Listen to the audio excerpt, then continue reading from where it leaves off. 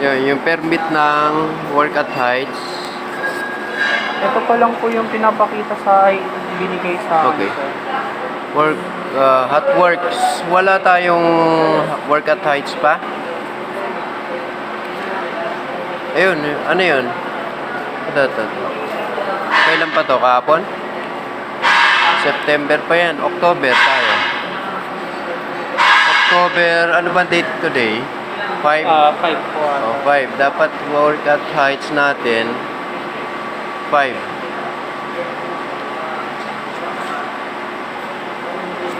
Wala.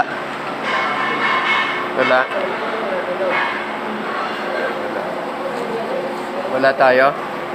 Ito lang po yung pinahawak sa akin. So, ask mo si safety ha. Okay. I-ano natin yung ating work at heights, wala pa tayo ha.